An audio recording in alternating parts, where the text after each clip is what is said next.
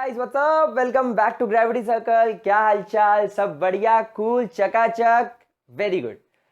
Okay, तो group 18 elements हम लोग पढ़ रहे हैं और ग्रुप 18 एलिमेंट्स में हम लोगों ने physical property and atomic properties तक देख ली थी इस ससुरे नोबल गैस की। और आज हम लोग स्टार्ट करेंगे एनसीईआरटी से थोड़ा सा एक अलग टॉपिक, जो जेई नीट एस्पेक्ट से थोड़ा सा इंपॉर्टेंट हो सकता है, जो यूजुअली आप लोगों को देखने नहीं मिलता, लेकिन यहां पर हमें पढ़ना होगा। That is क्लैथरेट्स। क्लैथरेट्स को और एक और नाम दिया जाता है, they are also known as clathrate compounds. क्या बोलते हैं प्यारे लाडलो मेरे? क्लैथरेट कंपाउंड्स, या इसको एक और नाम दिया जाता है केज कंपाउंड्स। क्लैथरेट कंपाउंड्स और केज कंपाउंड्स, क्या मतलब इसका और इसका हमारे नोबल गैस से क्या कनेक्शन? तो प्यारे बच्चों, सबसे पहले एक बात समझो, दैट क्लैथरेट कंपाउंड्स जो होते हैं, they are not formed by chemical bonds. They are not formed by chemical bonds. मतलब आप लोगों को केमिकल बॉन्ड यानी कि कोवेलेंट बॉन्ड हो गया, आयोनिक बॉन्ड हो गया, कोऑर्डिनेशन बॉन्ड हो गया, मेरे प्यारे बच्चों, ऐसे बॉन्ड बनाकर ये कंपाउंड्स नहीं बनते। They are formed by occupying the interstitial. अब आप लोगों को शायद मुझे इंटरस्टिशियल बताने की जरूरत नहीं है। Interstitial voids, interstitial spaces or voids in a solid and held together by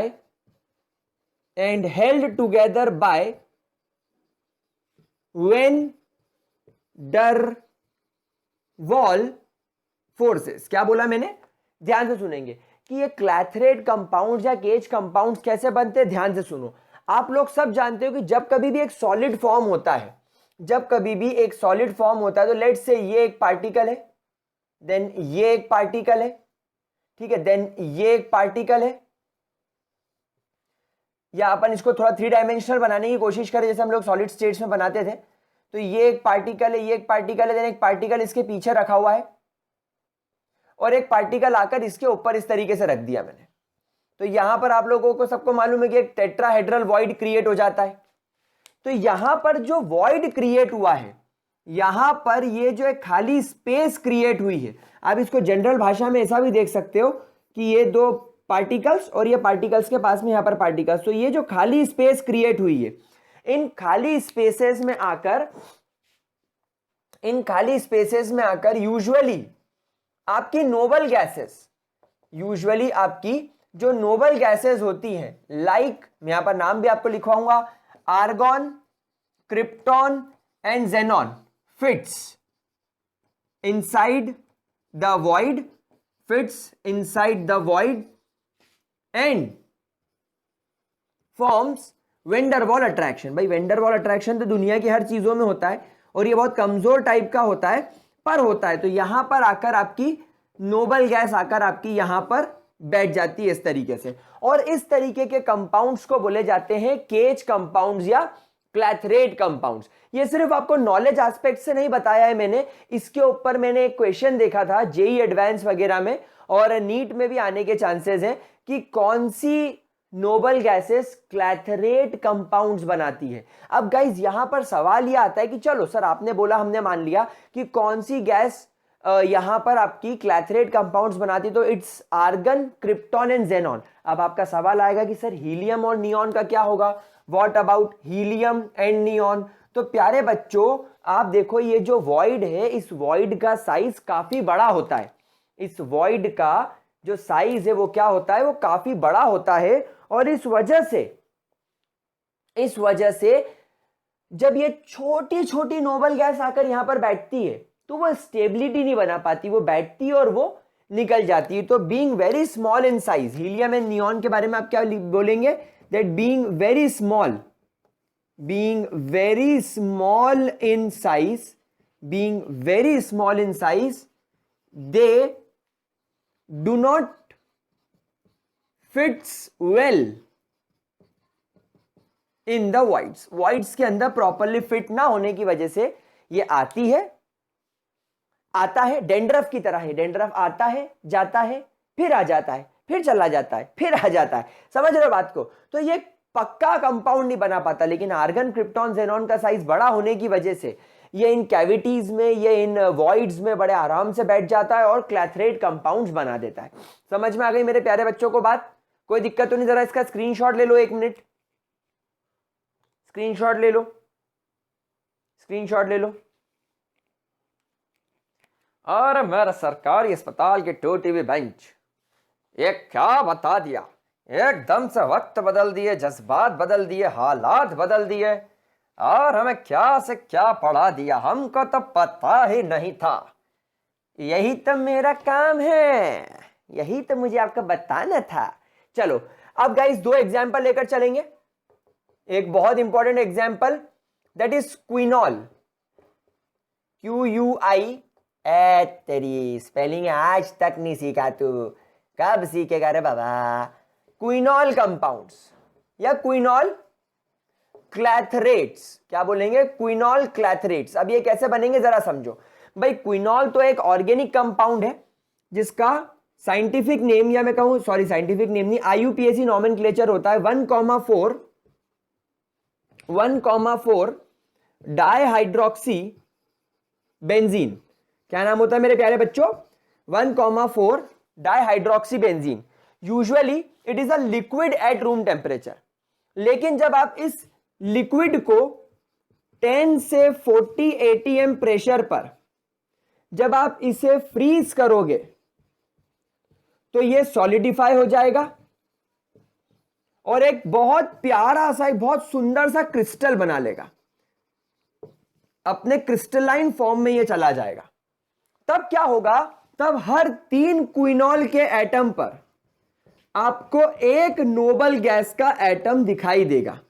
समझ में आ रही है बात? तो 3:1 के रेशो में आपको ये क्विनॉल क्लैथरेट कंपाउंड देखने को मिलेगा। एंड एज यूजुअल जो नोबल गैस यहां पर एक्सपेक्टेड होगी, जो नोबल गैस यहां पर बैठेगी, दैट में बी आर्गन, दैट में बी क्रिप्टॉन एंड दैट में बी ज़ेनॉन। हीलियम, नियॉन यहां पर नहीं आएंगी क्योंकि वो बहुत छोटी होंगी। और आप इस कंपाउंड को देखो, इस कंपाउंड का वॉइड काफी बड़ा होगा क्योंकि ये कंपाउंड बेंजीन है, 6 मेंबर्ड रिंग है, 2 जगह हाइड्रोक्सिल ग्रुप जुड़े हैं, तो इसका साइज, सरफेस एरिया बड़ा होने की वजह से वॉइड्स भी बड़े बनेंगे और इसी वजह से क्या होगा, यहां पर आपको बड़ी नोबल गैस की जरूरत लगेगी। तो ये क्विनॉल कंपाउंड एक बहुत इंपॉर्टेंट क्लैथरेट है और ये आपको क्वेश्चन में आ सकता है। ये मेरा काम था आपको बताने का, आप लोगों को ये नोट करके रखना, इट इज वेरी इंपॉर्टेंट। और बस अब इसके बाद अपन चलते हैं हमारी केमिकल प्रॉपर्टी की तरफ, नोबल गैसेस की। But before that take the screenshot. Okay, clathrate समझ में आ गया? कोई दिक्कत, कोई परेशानी? चलिए, बहुत बढ़िया बहुत बढ़िया बहुत बढ़िया बहुत बढ़िया। तो गाइस एक बात तो ये हो गई अपनी क्विनॉल वाली, है ना। और कभी कभी ये वाटर के साथ भी आपको मिल जाता है, ये आपको वाटर के साथ भी मिल जाता है। मतलब जब आप वाटर को बहुत ज्यादा हाई प्रेशर पर जब आप फ्रीज करोगे तब भी आपको एक चीज मिल जाता है। लिखवा दूं क्या? चलो एक एग्जांपल और नोट कर लो इसका। मेरा मन नहीं माना, मुझे पता था तो मैंने आपको बता दिया। कभी कभी ये हाइड्रेट भी बनाता है। यूजुअली इसको वाटर क्लैथरेट्स बोलना भी गलत नहीं होगा, ये वाटर के क्लैथरेट्स होते हैं। और ये कैसे बनते हैं मैं आपको बता देता हूं। जब आप वाटर को at a very high pressure जब आप इसे फ्रीज करोगे तो वाटर के 6:1 के रेशियो में आपको ये मिलेगा। यानी 6 मॉलिक्यूल्स जब वाटर के फ्रीज होंगे तो उसके अंदर एक आपको नोबल गैस का मॉलिक्यूल मिलेगा। एंड ऑब्वियस सी बात है, हीलियम नियॉन को छोड़ के बाकी आपको यहां पर मिल जाएंगे। ठीक है, तो इसको भी जरा नोट कर लीजिए। चले आगे, चलिए। अच्छा, एक बात ध्यान रखना, ये सब नॉन स्टोइशियोमेट्रिक होते हैं। मतलब यहां पर स्टोइशियोमेट्री का कोई लफड़ा नहीं है कि भैया NaCl की तरह 1:1 का रेशियो हो, 1:2 का ratio, they are non stoichiometric. ठीक है, चलिए अब हेडिंग डाल लो। अब हम चलते हैं हमारे टॉपिक की तरफ, दैट इज केमिकल प्रॉपर्टीज। वैसे ये भी इसकी एक प्रॉपर्टी का हिस्सा था, लेकिन हम लोग केमिकल प्रॉपर्टीज को अच्छे तरीके से, जैसा एनसीईआरटी में गिवन है वैसे ही पढ़ने की कोशिश करेंगे। So let's talk about chemical properties मेरे प्यारे बच्चों। देखो भाई, इतनी शानदार केमिकल प्रॉपर्टी तुमने तुम्हारी लाइफ में नहीं पढ़ी होगी। इसकी केमिकल प्रॉपर्टी क्या है यूजुअली? अरे बाप रे, नोबल गैसेस, अरे तेरी बारह के आर, oh shit, non reactive. Oh seriously, हो गई केमिकल प्रॉपर्टी खत्म, डन डन। केमिकल प्रॉपर्टीज में क्या केमिकल प्रॉपर्टी पड़ी? Noble gas are non reactive, they do not form any compound, they do not do any reaction with any molecule. Reason? Sir reason बता दो। मैं क्या reason बताऊं? Reason तुमको बचपन से पता है, याद करो, तुमको नर्सरी में पढ़ाया होगा। Due to their very stable electronic configuration, due to their very stable, वेली क्या होता है तोतले? Due to their very stable electronic configuration, that is NS2 NP6 और NS2। भाई ये हीलियम का केस बता दिया, ये बाकी नोबल गैसेस का केस बता दिया। सो इनको ना तो एक इलेक्ट्रॉन किसी को डोनेट करना है ऑक्टेट पूरा करने के लिए, ना एक्सेप्ट करना है ऑक्टेट पूरा करने के लिए, ना शेयर करना है ऑक्टेट पूरा करने के लिए। इनका ऑक्टेट ऑलरेडी कंप्लीट है, they have a very complete और we can say fully filled, complete and fully filled electronic configuration. कोई दिक्कत? तो इसलिए रिएक्शन नहीं करते। दूसरा, मैंने आपको बताया था कि पीरियोडिक टेबल में आप left to right ionisation enthalpy बढ़ाने का ट्रेंड फॉलो करते हो, लेकिन वो ट्रेंड एटॉमिक साइज के साथ चलता है कि एटॉमिक साइज कम होने की वजह से आयोनाइजेशन इंथैल्पी बढ़ गई। लेकिन नोबल गैसेस के केस में एटॉमिक साइज भी बढ़ता है और आयोनाइजेशन इंथैल्पी भी बढ़ती है, और इतनी ज्यादा हाई होती है क्योंकि इनका इलेक्ट्रॉनिक कॉन्फ़िगरेशन कंप्लीट होता है। तो ड्यू टू वेरी हाई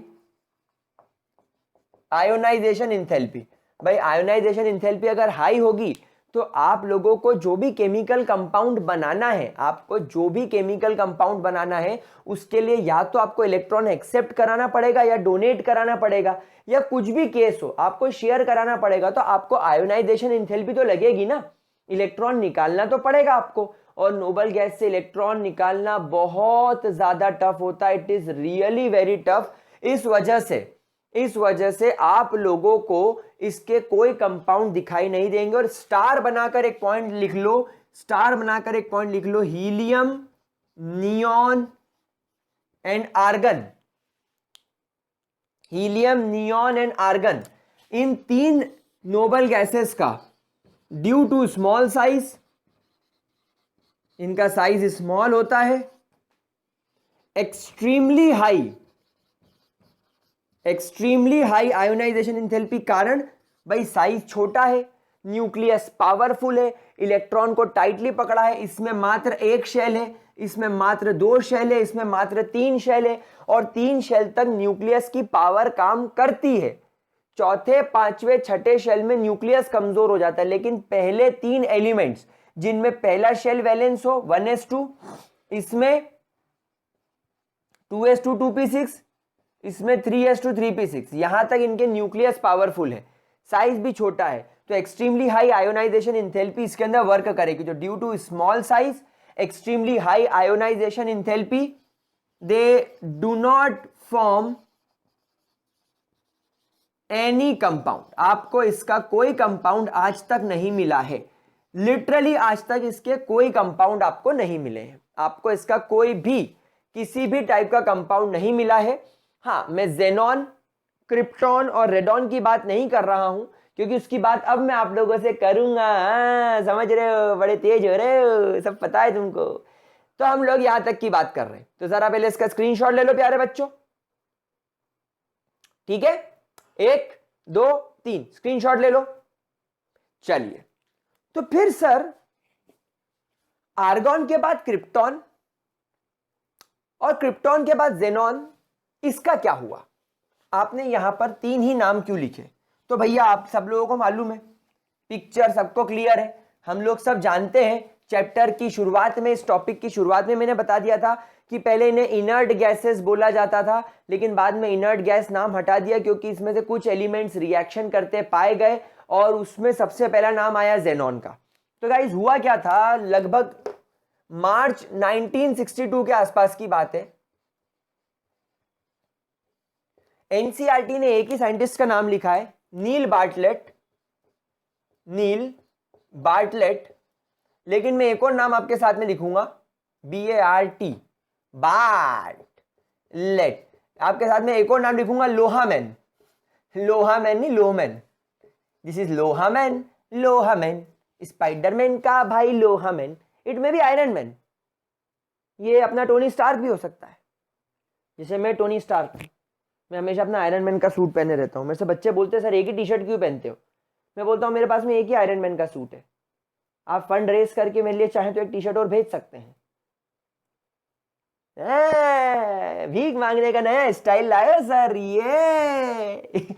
चलो, तो नील बार्टलेट एंड लोहमैन एक्चुअली क्या कर रहे थे, ये ऑक्सीजन को रिएक्ट करा रहे थे प्लेटिनम हेक्साफ्लोराइड के साथ, ताकि एक कंपाउंड बन सके O2 positive PtF6 negative. It is a type of coordination salt. ये एक प्रकार का कैसा सॉल्ट है? ये एक प्रकार का कोऑर्डिनेशन सॉल्ट है। तो जब ये लोग इस चीज को परफॉर्म कर रहे थे, इन्होंने देखा कि यार ये रिएक्शन लो टेम्परेचर पर नहीं हो रही है, एक्चुअली टेम्परेचर इसके लिए बहुत ज्यादा हाई लग रहा है, बहुत हाई टेम्परेचर लग रहा है। तो इसके पीछे कारण ढूंढा गया। तो इन्होंने देखा कि जो ऑक्सीजन है जब ये रिएक्ट करेगा, तो आप यहां पर देख रहे हो कि ऑक्सीजन एक एनायन बन रहा है, सॉरी ऑक्सीजन यहां पर एक कैटायन बन रहा है। कैटायन ऑक्सीजन कब बनेगा? जब ऑक्सीजन से आप आयोनाइजेशन इंथैल्पी लगाकर उसका एक इलेक्ट्रॉन रिलीज करा दोगे, तभी यह चीज पॉसिबल है। लेकिन ऑक्सीजन से इलेक्ट्रॉन निकालना is again not an easy process because it is second most electronegative element. भाई ये दुनिया का सेकेंड मोस्ट इलेक्ट्रोनेगेटिव एलिमेंट है, कोई हल्का पतला आदमी तो है नहीं। मतलब ये मान लो कि फ्लोरीन के बाद ऑक्सीजन ही ऐसा है जिसकी आयोनाइजेशन इंथैल्पी हाईएस्ट है, वन ऑफ द हाईएस्ट है।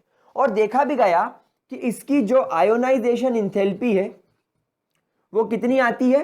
वो निकल के आती है 1175 किलो जूल्स पर मोल। मतलब आपको इतने किलो जूल पर मोल की एनर्जी देनी पड़ेगी तब जाकर ऑक्सीजन से एक इलेक्ट्रॉन बाहर निकलेगा, विच इज वेरी हाई। मतलब इस केमिकल रिएक्शन को करने के लिए आपको इतने किलो जूल पर मोल की एनर्जी तो सिर्फ ऑक्सीजन से एक इलेक्ट्रॉन निकालने के लिए करनी पड़ेगी, और वो एक इलेक्ट्रॉन निकलने के बाद ही आपको ये कंपाउंड बन पाएगा।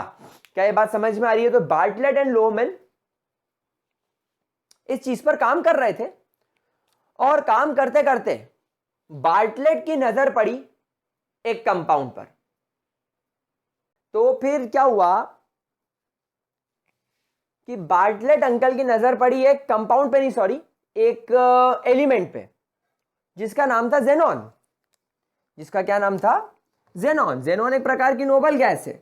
अगर आप इस जेनॉन नाम की नोबल गैस को कुछ हीट प्रोवाइड करो और इससे एक इलेक्ट्रॉन निकाल दो, तो इसके लिए जो आयोनाइजेशन इंथैल्पी की जरूरत होती है 1170 किलो जूल्स पर मोल होती है। तो बोला तेरी ऐसी की तैसी, इससे 5 कम, ऑक्सीजन से 5 कम। मतलब अगर मैं जितनी हीट, जितना टेम्परेचर अगर यहां ऑक्सीजन को प्रोवाइड कर रहा हूं, तो जब ऑक्सीजन जैसा एलिमेंट ये कंपाउंड बना सकता है तो जेनॉन भी बना सकता होगा। हाँ बिल्कुल सही बात है, जेनॉन बना सकता होगा। तो फिर इन्होंने एक प्रोसेस करके देखी, पर पहले जरा इसका स्क्रीनशॉट ले लो, स्क्रीनशॉट ले लो, ठीक है। तो इन्होंने क्या करा, इन्होंने जेनॉन का इस्तेमाल किया ऑक्सीजन की जगह, सेम कंडीशंस रखी।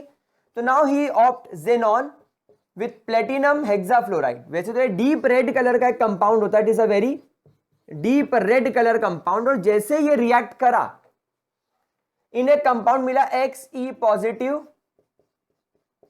PtF6 negative. समझ में आ गई बात आप लोगों को। और यहां पर ये रिएक्शन हो गई, आपकी एनसीईआरटी में बोला है कि ये रिएक्शन यहां रुक गई, बट ऐसा नहीं होता, ये रिएक्शन और आगे बढ़ जाती है 60 डिग्री सेल्सियस पर। एक PTF6 का मॉलिक्यूल और रिएक्ट कर जाता है और फिर ये बना लेता है XeF negative, sorry positive, and PT2F11 negative. और ये एक येलो कलर का कंपाउंड होता है। और इन लोगों को, बोल्टमैन एंड लोमैन को लगा कि ये वो येलो कलर का कंपाउंड है और इन्होंने यहीं पर इनकी बात रोक दी।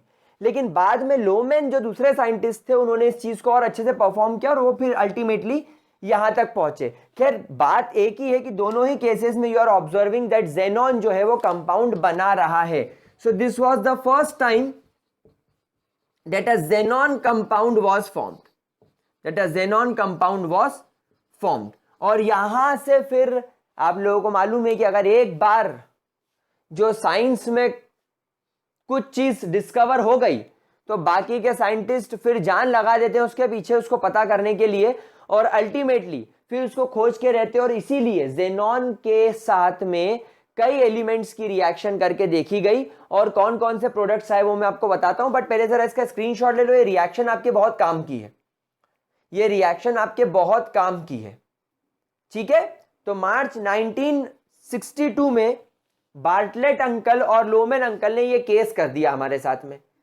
अच्छा भला हम ग्रुप 18 एलिमेंट, सोचो 1962 के पहले जो बच्चे पढ़ते होंगे उनको ग्रुप 18 में कुछ पढ़ना ही नहीं पड़ता होगा, लेकिन आप लोगों की वाट लगा दी इन लोगों ने। तो फिर यहां पर आप लोग ध्यान देंगे that xenon forms maximum number of compounds. Xenon जो है वो maximum forms maximum number of compounds with fluorine and oxygen only. मतलब एक बात ध्यान रखिएगा कि जेनॉन कंपाउंड बना रहा है, इसका मतलब ये नहीं है कि जेनॉन सबके साथ में रिएक्शन करता फिरे, किसी के साथ ये रिएक्शन नहीं करेगा। जेनॉन सिर्फ फ्लोरीन और ऑक्सीजन के साथ ही रिएक्शन करेगा because they are most electronegative. भाई इतनी बात आप लोगों को पता होनी चाहिए, मोस्ट इलेक्ट्रोनेगेटिव होने की वजह से ये हाईली रिएक्टिव होते हैं, तो इन्होंने जेनॉन के साथ रिएक्शन कर ली। उसके बाद अगर बात करें क्रिप्टॉन की, तो क्रिप्टॉन का सिर्फ एक ही compound that is KrF2 is known. यही नोन है, क्यों? क्योंकि जेनॉन के पहले आता है क्रिप्टॉन, यानी जेनॉन के मुकाबले क्रिप्टॉन का साइज छोटा है। क्रिप्टॉन का साइज जेनॉन के मुकाबले छोटा है, और छोटा साइज है मतलब आयोनाइजेशन इंथैल्पी ज्यादा है।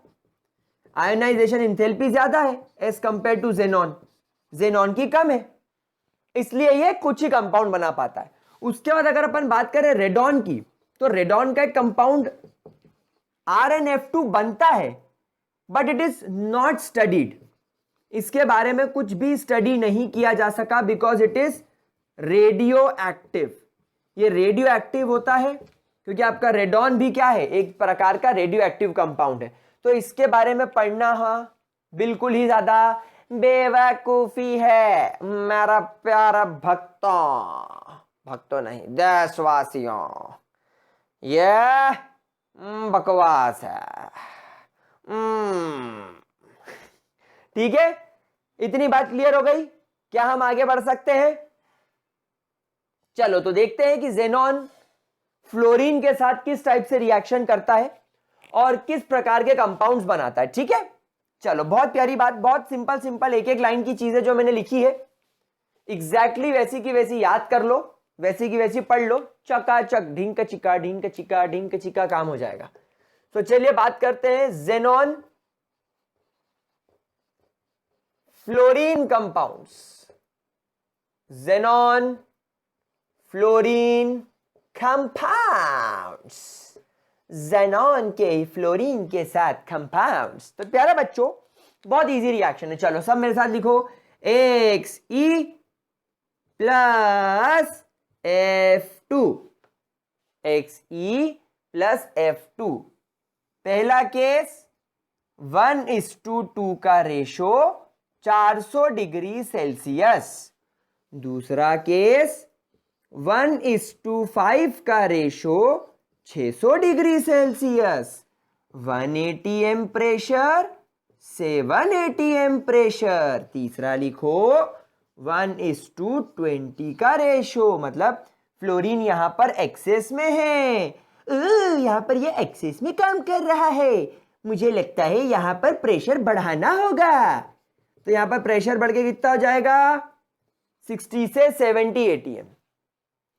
1 7 70, 2 5 20। ठीक है। अब पहले वाले केस में क्योंकि 1:2 का ratio, you will found XeF2 xenon difluoride. क्या नाम होगा इसका, जेनॉन डाइफ्लोराइड। 1:5 के रेशो में XeF4 xenon tetrafluoride. Oh my God. और एक्सेस वाले केस में XeF6 यानी कि जेनॉन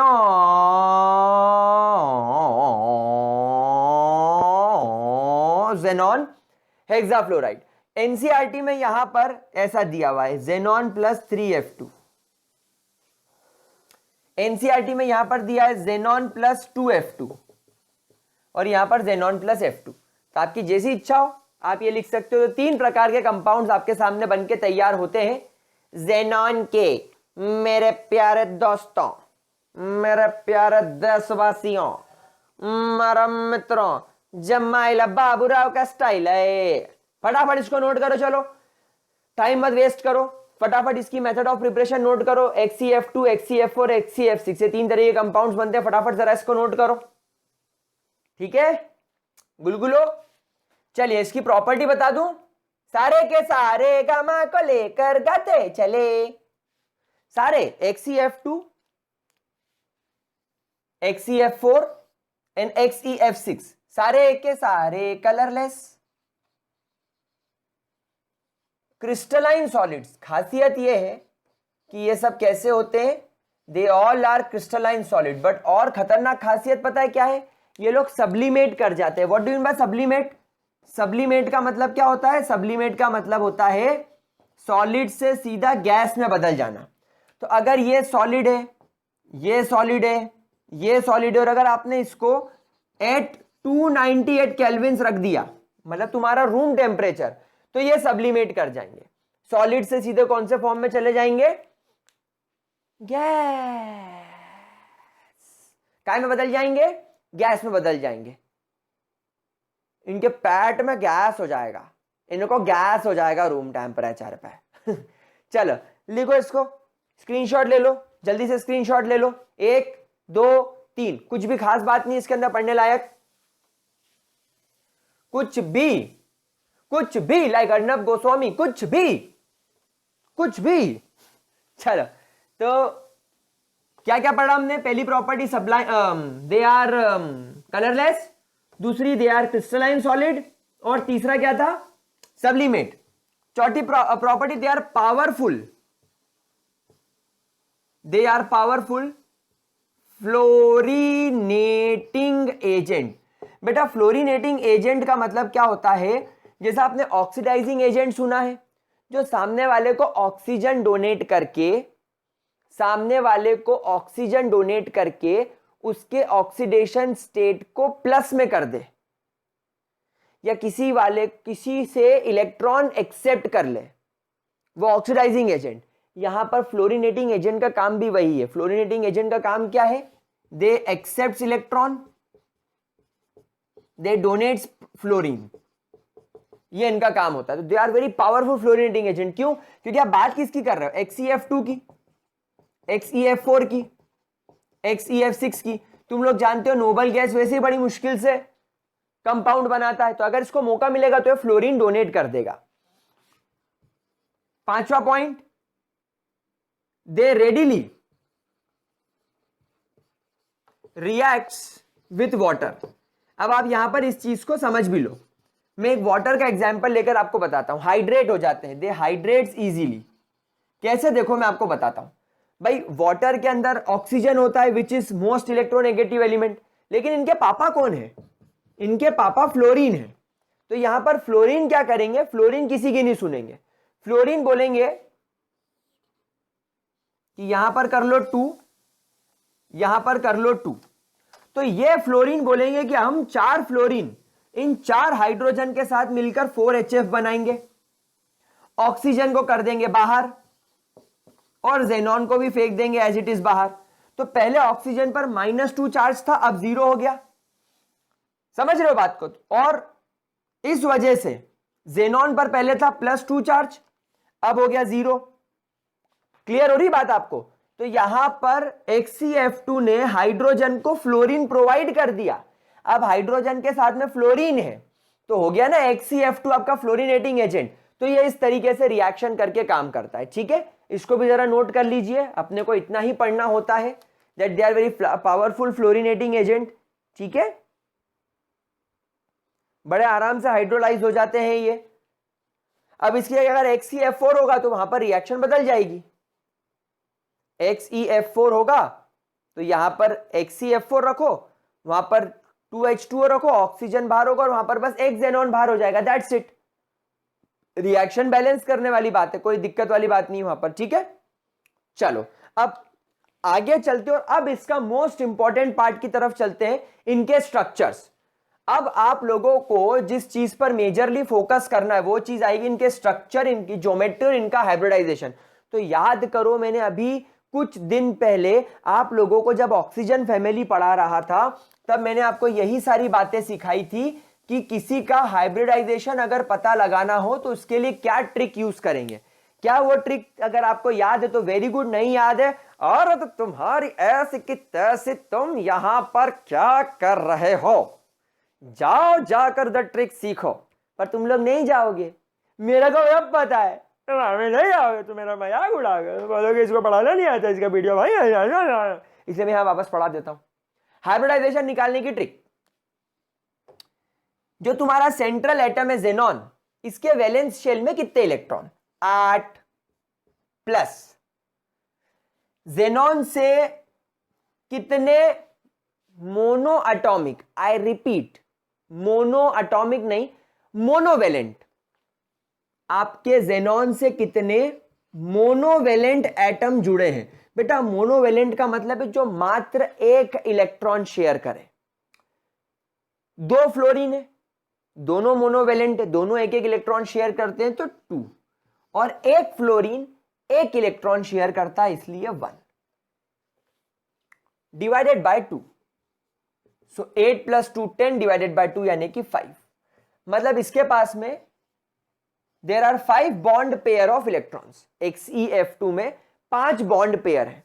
अब यहां पर XeF2 में क्लियरली विजिबल है कि 2 फ्लोरीन के एटम ने जेनॉन के साथ बॉन्ड बनाए हैं। तो यहां पर क्लियरली विजिबल है, बॉन्ड पेयर की जगह मुझे लिखना चाहिए इलेक्ट्रॉन पेयर। 5 में से 2 तो बॉन्ड पेयर हो गए, तो 5 में से 2 बॉन्ड पेयर होगा तो बाकी के 3 कौन है, बाकी के 3 हो गए तुम्हारे लोन पेयर। अब केस सुनो, अगर मैं ज्योमेट्री की बात करूं तो अगर ज्योमेट्री पता करनी हो तो पहले हाइब्रिडाइजेशन पता करना होगा। जब कभी भी किसी के पास में 5 इलेक्ट्रॉन पेयर होते हैं तो आप 5 ऑर्बिटल के नाम लिखो, sp3, तो 1 s और 3 p, 4 हो गए। यहां पर 5 है, एक और की और जरूरत है d, तो ये इसका हाइब्रिडाइजेशन हो गया। sp3d हाइब्रिडाइजेशन जिसका भी होता है, sp3d जिसका भी हाइब्रिडाइजेशन होता है उसका ट्राइगोनल बाय पिरामिडल ज्योमेट्री होती है। ट्राइगोनल बाय पिरामिडल उसकी ज्योमेट्री होती है। अब अगर इस कंपाउंड में कोई लोन पेयर नहीं होता तो जो ज्योमेट्री होती वही उसका शेप भी होता, लेकिन यहां पर लोन पेयर होने की वजह से जो ज्योमेट्री है वो शेप नहीं होगा। तो अब यहां पर इसका शेप क्या होगा, तो प्यारे बच्चों क्योंकि 2 कंपाउंड एक कंपाउंड से 2 बॉन्ड बन रहे हैं इसलिए शेप तो नो डाउट इसका क्या होगा, लीनियर होगा। कैसे, मैं आपको बताता हूं। जेनॉन, एक फ्लोरीन इधर एक फ्लोरीन इधर, ये आपके 2 बॉन्ड बन गए, लेकिन ये 2 बॉन्ड पेयर बन गए। एक बॉन्ड पेयर इधर, एक बॉन्ड पेयर इधर, लेकिन 3 लोन पेयर का क्या होगा, तो एक लोन पेयर यहां, एक लोन पेयर यहां और एक लोन पेयर यहां। तो ये आपका स्ट्रक्चर हो गया XeF2 का। लीनियर रहेगा, बॉन्ड एंगल 180 डिग्री का रहेगा, लेकिन 3 लोन पेयर आपको दिखाना पड़ेगा। तो अब आपसे कितने सारे सवाल बने इस एक कंपाउंड में, सोचो इस एक कंपाउंड में आपसे कितने क्वेश्चन बने। XeF2 में कितने लोन पेयर, 3। XeF2 में कितने बॉन्ड पेयर, 2। XeF2 का शेप लीनियर, XeF2 में बॉन्ड एंगल 180, XeF2 का हाइब्रिडाइजेशन sp3d, XeF2 की ज्योमेट्री, बच्चे ज्योमेट्री को शेप और शेप को ज्योमेट्री कर देते, ज्योमेट्री हमेशा हाइब्रिडाइजेशन वाली होगी और ये फिक्स होगी। शेप वेरिएबल होगा, क्योंकि जब हाइब्रिडाइजेशन और ज्योमेट्री में लोन पेयर आ जाए तो शेप बदल जाता है। इस बात का ध्यान रखिएगा, इसको जरा नोट करो जल्दी से। हो गया, बुलबुलो, गुलगुलो, उलेमू, इयेमू, उले, उले। चलिए आगे बढ़े। चलो अब अपने पास में जो नेक्स्ट कंपाउंड है दैट इज XeF4। चलो अब आप बताओ, लॉजिक लगाओ फटाफट। अब यहां पर जेनॉन के पास वही 8 है, लेकिन फ्लोरीन कितने हो गए, 4, और सबकी वैलेंसी 1, तो 8 और 4 12, 12 डिवाइडेड बाय 2 होता है 6, मतलब यहां पर 6 इलेक्ट्रॉन पेयर्स हो गए। जेनॉन के साथ 4 फ्लोरीन कंपाउंड बना रहे हैं, तो यहां पर आपके पास में होगा 4 बॉन्ड पेयर और 2 लोन पेयर। अब प्यारे बच्चों 6 बॉन्ड पेयर हो गए, तो आपको 6 ऑर्बिटल की जरूरत है, एक S, 3 P और एक D, 1 और 3 4 और एक 5, यहां पर 6, तो इसको 2 कर दो, तो इसका हाइब्रिडाइजेशन क्या हो गया, sp3d2। अब प्यारे बच्चों जिसका हाइब्रिडाइजेशन sp3d2 होता है, जिसका हाइब्रिडाइजेशन sp3d2 होता है, उसकी ज्योमेट्री हमेशा होती है ऑक्टाहेड्रल। कितनी होती है, ऑक्टाहेड्रल। लेकिन अगर मैं जेनॉन यहां पर देखूं और 4 फ्लोरीन है, तो यार हमेशा ध्यान रखना इक्वली डिस्ट्रीब्यूट करने की कोशिश करना चीजों को। तो यहां पर आप देखो मैंने फ्लोरीन को इक्वली डिस्ट्रीब्यूट कर दिया, तो जब मैंने इनको इक्वली डिस्ट्रीब्यूट किया तो यहां पर मुझे दिख रहा है एक स्क्वायर। मुझे क्या दिख रहा है, एक स्क्वायर। तो 4 बॉन्ड पेयर तो बन गए, लेकिन 2 लोन पेयर का क्या करूं, तो एक लोन पेयर में यहां बना देता हूं और एक लोन पेयर में यहां बना देता हूं। तो आपको बात समझ में आ रही है यहां पर क्या हुआ, आपको समझ में आया यहां पर क्या हुआ, यहां पर एक स्क्वायर बन गया और 2 लोन पेयर बन गए। अब यहां पर सिर्फ स्क्वायर है भाई, लोन पेयर को तो हम लोग कभी भी शेप में गिनते नहीं है, तो यहां पर मैं इनको पिरामिडल तो मान नहीं सकता, सिर्फ स्क्वायर दिख रहा है और एक चपटे प्लेन पर बनता है स्क्वायर। स्क्वायर एक 2D ऑब्जेक्ट है, तो इसका नाम हो जाएगा square pyramidal, sorry square planar, एक प्लेन पर बन रहा है ना, तो इट इज स्क्वायर प्लेनर। तो इसका शेप क्या मानेंगे आप लोग, square planar. Is that clear to you. अब यहां पर आप देखो कितने सवाल आपके सामने आ सकते हैं। XeF4 का शेप क्या, सर स्क्वायर प्लेनर। XeF4 की ज्योमेट्री क्या, सर ऑक्टाहेड्रल। हाइब्रिडाइजेशन क्या, सर sp3d2। कितने lone pair, sir 2। Bond pair कितने, सर 4। अभी तक आपको रटना पड़ता था, अब आपको इसको रटने की जरूरत नहीं, अब आप इसको बिना रटे भी कर सकते हो। जल्दी से स्क्रीनशॉट ले लो और इसके बाद XeF6 ट्राई करो, वीडियो पॉज करके, वीडियो पॉज करो और XeF6 ट्राई करो। चलो मैं सॉल्व करके बताता हूं, आई होप आप लोगों ने किया होगा। XeF6 8 वैलेंस शेल में इलेक्ट्रॉन जेनॉन के और 6 फ्लोरीन, एक की वैलेंसी 1, तो 8 और 6 14, 14 डिवाइडेड बाय 2 7। तो यहां पर आपके पास में 7 इलेक्ट्रॉन पेयर हो गए। 7 इलेक्ट्रॉन पेयर के लिए sp3 अगर d3 कर दूंगा तो 7 ऑर्बिटल्स हो गए। जब ये होता है तो मैं आपको वैसे ग्रुप 17 में सिखा चुका हूं, इसको बोलते हैं पेंटागोनल। इसका ज्योमेट्री क्या बनता है हमेशा, pentagonal bipyramidal, pentagonal bipyramidal. लेकिन यहां पर 6 फ्लोरीन के एटम जेनॉन के साथ जुड़े हुए, तो 6 जुड़े हुए फ्लोरीन मतलब 6 बॉन्ड पेयर होंगे और मात्र एक लोन पेयर होगा। अब लोन पेयर होने की वजह से, लोन पेयर आ जाने की वजह से जो ज्योमेट्री है वो शेप नहीं बन पाएगी। लोन पेयर आ जाने की वजह से ज्योमेट्री और शेप अलग अलग हो जाते हैं। तो क्या होगा जरा देखते हैं। जेनॉन 6 बॉन्ड बनाने, तो 6 बॉन्ड बनाएंगे, 1 2 3 4 5 6, तो ये 6 बन गया। कुछ ऑक्टाहेड्रल टाइप का स्ट्रक्चर दिख रहा है मुझे, लेकिन एक लोन पेयर भी है यहां पर। तो लोन पेयर की वजह से आप देखो ये जो फ्लोरीन है इनके बॉन्ड एंगल पे थोड़ा सा असर पड़ेगा और इनका जो ऑक्टाहेड्रल ज्योमेट्री वो थोड़ी सी बिगड़ जाएगी, थोड़ी सी बिखर जाएगी। क्योंकि क्या होगा, क्योंकि लोन पेयर का रिपल्शन आ जाएगा फ्लोरीन के ऊपर। तो ये अब ऑक्टाहेड्रल नहीं रहा, ये बिखर गया, तो इसको बोलेंगे बिखरा हुआ ऑक्टाहेड्रल, डिस्टॉर्टेड ऑक्टाहेड्रल।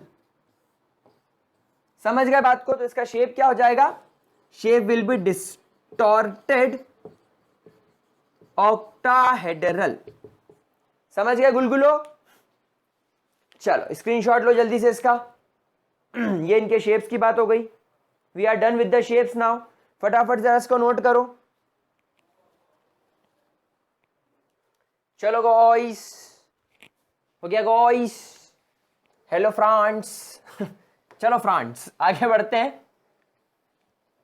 अब अगर मैं बात करूं इन जेनॉन फ्लोराइड्स की, तो एक प्रॉपर्टी इनकी याद रखना, ये जो जेनॉन फ्लोराइड्स होते हैं दे रेडिली रिएक्ट्स विथ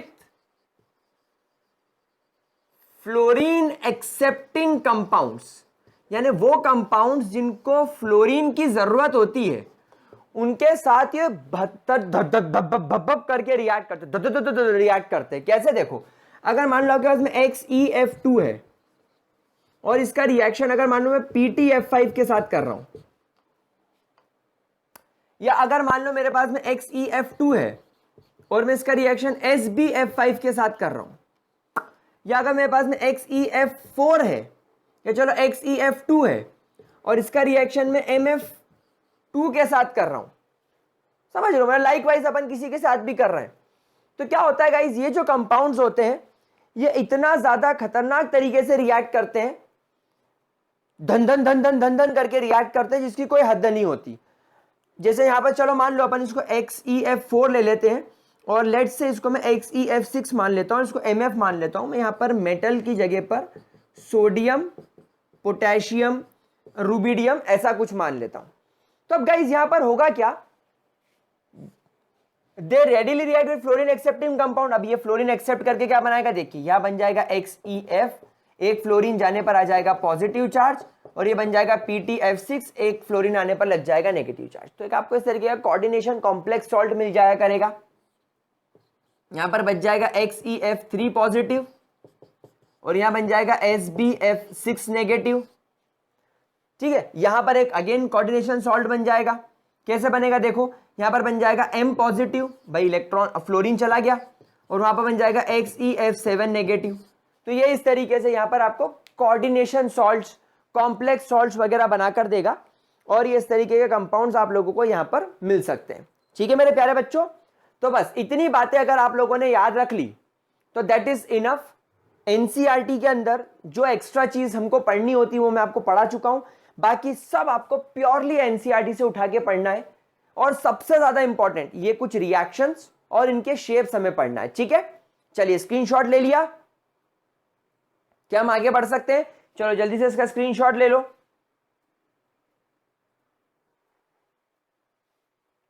चलिए अब मेरे प्यारे बच्चों के साथ हम लोग डिस्कस करेंगे xenon oxygen compounds.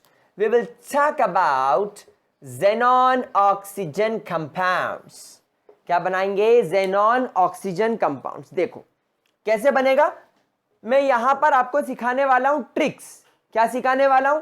ट्रिक्स। देखो सबसे पहले उठाओ XeF4, दूसरे नंबर पर उठाओ XeF6, तीसरे नंबर पर उठाओ XeF6, चौथे नंबर पर उठाओ XeF6। सर मुश्किल लग रहा है क्या? नहीं सर, ऐसा कुछ खास मुश्किल तो नहीं लग रहा है, मतलब कोई परेशानी तो नहीं आ रही है। चलो ठीक है, प्लस प्लस प्लस प्लस, पानी पानी पानी पानी, कोई मुश्किल नहीं है। ठीक है, बहुत अच्छी बात है, अगर मुश्किल नहीं है तो बहुत बढ़िया बात है यार, अच्छी चीज बात है। 6 12, क्या करा मैंने, 6 12, यहां लगाया 3, यहां कुछ भी नहीं लगाया, यहां लगाया 2, 12 3 1 2, 12 3 1 2, 12 3 1 2, 12 3 1 2, 12 3 1 2, यहां पर क्या है 6, बस बाकी कुछ भी नहीं, बस यहां पर जेनॉन के आगे टिकटॉक लगाना है, बाकी आगे कुछ भी नहीं लगाना है। इधर क्या लगाना है, वाटर के आगे 12 3 1 2, बस ये ध्यान रखना जिसके आगे टिकटॉक लगा रहे हो वो उसके आगे 4 फ्लोरीन रहेंगे, बाकी जिनके पास में 6 फ्लोरीन है उनके आगे 6 लगाने की जरूरत नहीं है, जो 4 है उसके आगे 6 लगाओ, जो ऑलरेडी 6 है उसके आगे क्या टिकटॉक लगाओगे। समझ में आ गई बात आपको। चलो आगे बढ़ते हैं, इसको कैसे सॉल्व करेंगे। जिसमें ज्यादा नंबर्स दिख रहे हैं उसमें पहले तो 4 जेनॉन अलग निकाल लो, 6 में से 4 जेनॉन निकल गया, कितने बचे, 2 जेनॉन, साथ में जोड़ दो 3 ऑक्सीजन, तो XeO3 बन गया, 3 दूनी 6, 12 में से 6 ऑक्सीजन निकल गए, 3 ऑक्सीजन गैस बन के बाहर भगा दो, ऑक्सीजन खत्म 6 और 6 12 ऑक्सीजन खत्म, जेनॉन खत्म, बस कितने बचे, 12 दूनी 24 हाइड्रोजन और 6 4 24 फ्लोरीन, तो 24 HF बन के बाहर, ये बन गया तुम्हारा जेनॉन ट्राइऑक्साइड। अच्छा इधर क्या करना है सर, एक जेनॉन है 3 ऑक्सीजन है, तो सीधे XeO3 बनाओ, 6 हाइड्रोजन 6 जेनॉन हेक्साफ्लोराइड, सॉरी तो HF कितने बन जाएंगे 6, काम खत्म पैसा हजम। यहां पर क्या होगा सर, बहुत इजी है, 2 हाइड्रोजन है और 6 फ्लोरीन है, तो 2 हाइड्रोजन 2 फ्लोरीन को लेकर बाहर, अब बचा Xe, अब बचा O और बचे 4 फ्लोरीन, तो ये बन गया XeO4। अरे सर क्या बात है, छा गए आप तो। इधर क्या होगा, इधर 4 हाइड्रोजन है तो 4 हाइड्रोजन 4 फ्लोरीन लेकर 4 HF बन के बाहर। अब यहां बचा जेनॉन, ऑक्सीजन कितने 2, 4 में से 2 फ्लोरीन बचे तो O2, तो XeO2F2, बस इतने ऑक्सीजन कंपाउंड तुमको बनाने। बोलो यार इसके अंदर कोई दिक्कत, कोई परेशानी, कोई समस्या आन पड़ी है क्या, कोई दिक्कत दिख रही है क्या, मेरे को तो नहीं दिख रही, मेरे को तो नहीं दिख रही, ही।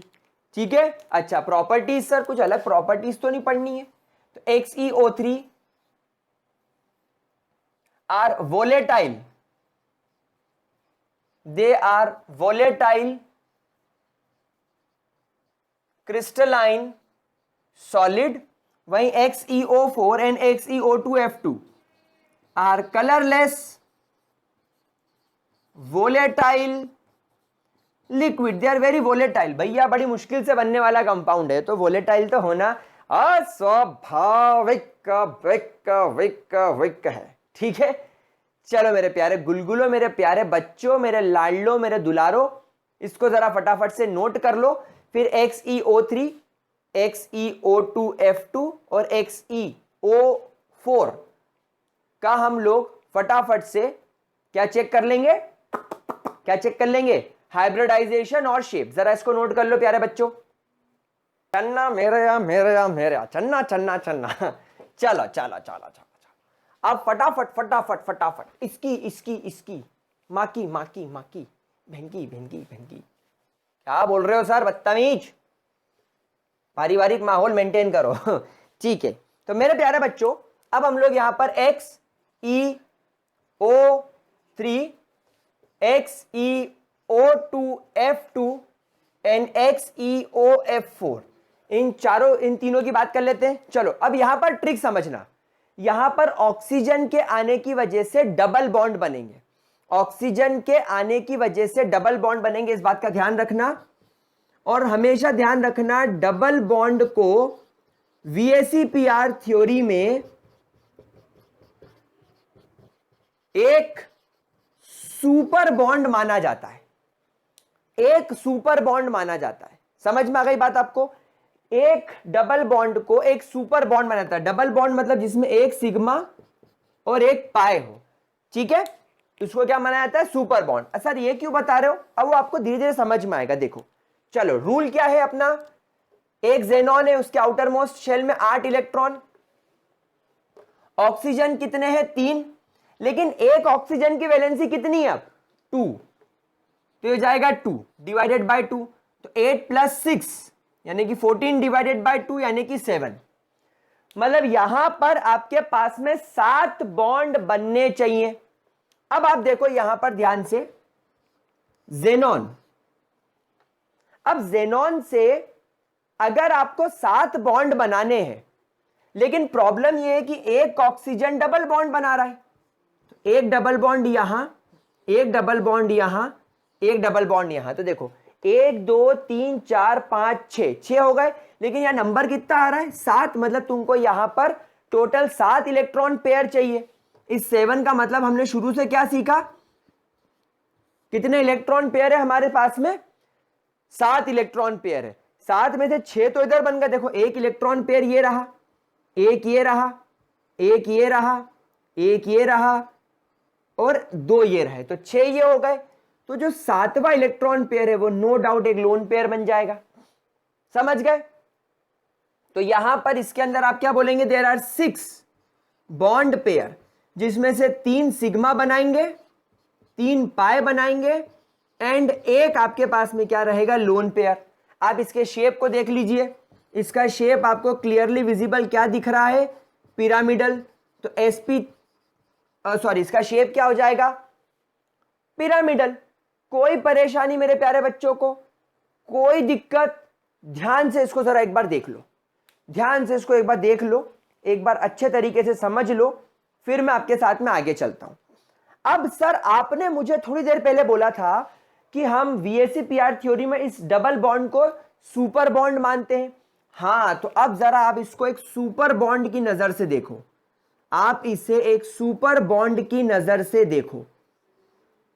तो प्यारे बच्चों, सुपर बॉन्ड के हिसाब से एक सुपर बॉन्ड ये, एक सुपर बॉन्ड ये, एक सुपर बॉन्ड ये और एक लोन पेयर है ये, मतलब टोटल यहां पर आपके पास में 4 बॉन्ड्स दिखाई दे रहे हैं। 4 में से एक लोन पेयर हो गया और 3 आपके सुपर बॉन्ड हो गए। तो ये आपकी मदद करेगा हाइब्रिडाइजेशन पता करने में। तो यार हाइब्रिडाइजेशन क्या हो जाएगा, 3 सुपर बॉन्ड और एक लोन पेयर, 3 और 1 4, तो 4 का क्या हो जाएगा sp3। हाइब्रिडाइजेशन क्या हो गया sp3, 3 सुपर बॉन्ड और एक लोन पेयर।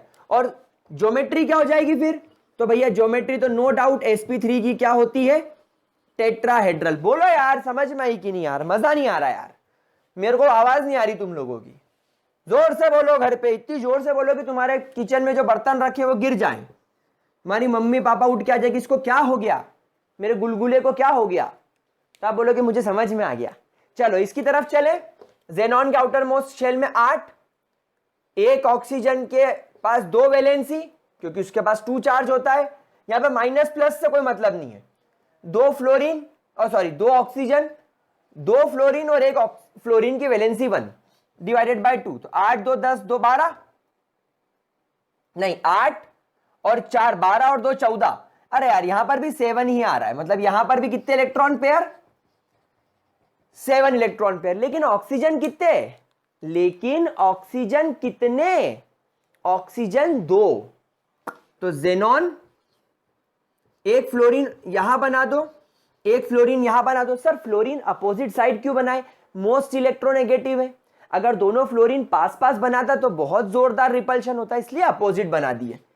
फिर एक डबल बॉन्ड ओ इधर, एक डबल बॉन्ड ओ इधर लगा दिया, क्योंकि ऑक्सीजन हमेशा पाई बॉन्ड बनाएगा। तो अब आप यहां पर देखो कितने बॉन्ड सेटिस्फाई हो गए, 1 2 3 4 5 और 6, 7 इलेक्ट्रॉन पेयर में से 6 बैलेंस्ड हो गए। लेकिन तुम्हारे पास में 7 है, मतलब यहां पर एक लोन पेयर बनता है, मतलब यहां पर आपके पास में 1 2 3 4, 1 2 3 4 5 6, आपके पास में 6 बॉन्ड पेयर हैं। 6 बॉन्ड पेयर में से 1 सिग्मा, 2 सिग्मा, 3 सिग्मा और 4 सिग्मा है और 2 पाए हैं एंड आपके पास में एक लोन पेयर है। नो डाउट आपके पास में एक लोन पेयर है, लेकिन प्यारे बच्चों आप डबल बॉन्ड को अपन क्या मानेंगे, एक सुपर बॉन्ड। तो यहां पर देखिए जेनॉन, एक सुपर बॉन्ड ऑक्सीजन से, एक सुपर बॉन्ड इस ऑक्सीजन से, बाकी एक सिंगल बॉन्ड इधर, एक सिंगल बॉन्ड इधर और एक लोन पेयर। तो आप देखो 1 2 3 4 5, तब आपको यहां पर 5 चाहिए, तो 5 का हाइब्रिडाइजेशन क्या होगा, एक S 3 P 4 और एक D, sp3d। तो इस केस में इसकी ज्योमेट्री क्या हो जाएगी भाई, 5 की ज्योमेट्री हमेशा ट्राइगोनल पिरामिडल होती है, सॉरी ट्राइगोनल बाय पिरामिडल होती है। लेकिन आप यहां पर शेप बताइए, शेप क्या होगा भाई, ये शेप तो मेरे को कुछ झूले जैसा लग रहा है कि बीच में गोला, एक डंडा इधर, एक डंडा इधर, एक स्टैंड इधर, एक स्टैंड इधर और बीच में मिक्की माउस का कान, इधर एक बच्चा बैठ जाए तो वी नीचे आ जाएगा और वी ऊपर चला जाएगा, फिर जब ये नीचे आएगा वी तो ये ऊपर चले जाएगा वी, तो इधर सीसॉ दिख रहा है एग्जैक्टली, तो शेप क्या हो जाएगा, सीसॉ। समझ में आ रही है बात? अरे यार यार मेरे प्यारे प्यारे गुलगुला यार, यार तुम लोग ऐसा मत करो यार, तुम लोग ऐसा मत करो यार, समझ में आ गया यार? अरे यार अरे यार अरे यार, चलो यार ठीक है यार, अरे यार अरे यार, पता नहीं ऐसा कोई एक करता है यार, एक मैंने किसी को देखा यूट्यूब पे, वो अरे यार तुम यार, समझ रहे हो यार ऐसा, यार यार क्या होता है ये, जहां 4 यार मिल जाए वही रात हो गुलजार। चलो इसकी तरफ चलते, एक जेनॉन 8, एक ऑक्सीजन 2, 4 फ्लोरीन, एक का 1 डिवाइडेड बाय 2, 8 और 2 10, 4 14 डिवाइडेड बाय 2 यानी कि 7, वही 7 इलेक्ट्रॉन पेयर, मतलब 7 इलेक्ट्रॉन पेयर तो हर तरफ बन रहे हैं। लेकिन यहां पर क्या है मेरे प्यारे गुलगुलो, यहां पर एक जेनॉन है, जेनॉन के साथ 4 फ्लोरीन है तो एक, अब देखो 4 फ्लोरीन है, फ्लोरीन्स को हमेशा इक्वली डिस्ट्रीब्यूट करो, तो कुछ ऐसा तरीका ढूंढो कि फ्लोरीन इक्वली डिस्ट्रीब्यूट हो जाए, एक ऑक्सीजन यहां लगा दो। अब देखो 1 2 3 4 5 6, 6 बॉन्ड हो गए, लेकिन तुम्हारे पास में तो 7 इलेक्ट्रॉन पेयर है, तो 1 2 3 4 5 और 6 और ये 7वां, यानी तुम्हारे पास में एक लोन पेयर हो गया। अगेन यहां पर 6 बॉन्ड पेयर है, 1 2 3 4 5, यहां पर 5 सिग्मा है और सिर्फ एक ऑक्सीजन की वजह से एक पाई है और एक लोन पेयर है। ठीक है, यहां पर हाइब्रिडाइजेशन जरा समझते हैं, 1 2 3, इसको मैं एक सुपर बॉन्ड मानूंगा डबल बॉन्ड को, तो 1 2 3 4 5 और 6, तो हाइब्रिडाइजेशन sp3d2, क्योंकि 6 बॉन्ड हो गए भाई, 6 बॉन्ड की ज्योमेट्री क्या होती है sp3d2 की, 1 2 3 4 5 6 यानी कि ऑक्टाहेड्रल, तो इसकी ज्योमेट्री क्या दिखेगी मेरे प्यारे बच्चों को, ऑक्टाहेड्रल। समझ रहे हो आप लोग बात मेरे गुलगुलो, और ज्योमेट्री क्या हो जाएगी इसकी, ऑक्टाहेड्रल। लेकिन शेप क्या हो जाएगा, शेप ध्यान से देखो तो भाई लोन पेयर को कभी शेप में नहीं गिनते, तो एक स्क्वायर बन गया और एक ऑक्सीजन की वजह से पिरामिड बन गया, तो शेप हो जाएगा स्क्वायर और एक पिरामिड है इसलिए पिरामिडल, 2 होते तो बाय पिरामिडल करते। तो प्यारे बच्चों ये तुम्हारी इसकी पूरी कथा हो गई, जल्दी से इसका स्क्रीनशॉट लो। ठीक चलिए गाइस, तो अब मुझे मृत्युंजय पंड्या ग्रेविटी सर्कल मेरे प्यारे गुलगुलों के सामने ये अनाउंस करते हुए मुझे बहुत खुशी हो रही है, और मैं बचपन से इस चीज का इंतजार कर रहा था। मेरे पेरेंट्स, आज मैं शुक्रिया अदा करना चाहता हूं मेरे पेरेंट्स का, मेरे टीचर्स का, मेरे बच्चों का, यूट्यूब का, इंस्टाग्राम का, तुम्हारे रजत भैया का, तुम्हारे अनिरुद्ध भैया का, सभी यूट्यूब पर पढ़ने वाले बच्चों का, सभी टीचर्स का तहे दिल से मैं शुक्रिया अदा करता हूं कि आप लोगों ने मुझे इस काबिल समझा कि मैं आपको पी ब्लॉक पढ़ा सकूं। और आज फाइनली हम इस पी ब्लॉक को ख़त्म कर चुके हैं, अब पी ब्लॉक में कुछ नहीं बचा है, अब हम लोग नए चैप्टर की तरफ शुरू करेंगे, एक नई बिगनिंग, एक नई शुरुआत, एक नई सुबह। यहाँ पर हमारी धरती खत्म हो चुकी है, अब हम एक नई धरती बसाएंगे जिसका नाम होगा DNF ब्लॉक एलिमेंट्स। तो guys this chapter is finally over, अब हम लोग चलेंगे नए चैप्टर की तरफ, that is DNF block elements. तो आई होप आपको ये सारी चीजें समझ में आई होगी, इन सब चीजों पर खास फोकस करो। हेलोजन्स आपकी नोबल गैस फैमिली के अंदर इनके शेप्स, इनकी ज्योमेट्री, इनका हाइब्रिडाइजेशन, इनके अंदर कितने बॉन्ड, कितने लोन पेयर, क्या शेप, वही मैटर करता है। और कितने लोन पेयर कितने बॉन्ड पेयर मैटर करता है। इसमें कोई प्रिपरेशन वगैरह पे ज्यादा क्वेश्चन नहीं आते, जितनी मैंने कराई बस उतनी ही आपको पढ़नी और खास तौर पर इस पर फोकस करना। आप देखो ये मैंने थोड़ा डिटेल में कराया, तो this is the major reason कि क्यों कराया है। तो गाइस आज का वीडियो यही खत्म, ये चैप्टर यही खत्म। अभी तक 15, 16, 17, 18 सारे ग्रुप्स पढ़ा दिए हैं, ध्यान से देखो पढ़ो। एंड गाइस प्रमोट करो यार ग्रेविटी सर्कल को और मृत्युंजय पंड्या चैनल को अपने दोस्तों तक भी पहुंचाओ, ऐसा मत करो। लाइक बटन को प्रेस करो, सब्सक्राइब बटन को प्रेस करो, बेल आइकॉन को प्रेस करो, ताकि ऐसे ढेर सारे आपको मैं अच्छे अच्छे जो वीडियोस बना रहा हूं अगले साल भी बनाऊंगा, बनाता रहूंगा, तो आपको मिल सके। ठीक है, क्लास 11 का थर्मो भी जल्दी खत्म कर देंगे, बट इसका स्क्रीनशॉट ले लीजिए और अब कोई डाउट हो तो कमेंट सेक्शन में लिख दो। अब डीएनएफ ब्लॉक एलिमेंट शुरू करेंगे। तो that's all for this video, bye bye, have a great day, हasta la vista, sayonara, Shatrughan Sinha, Hrithik Roshan की तरफ बाय बाय। मेरा प्यारा देशवासियों, अब मैं आपसे विदा लेता हूं, बाय बाय।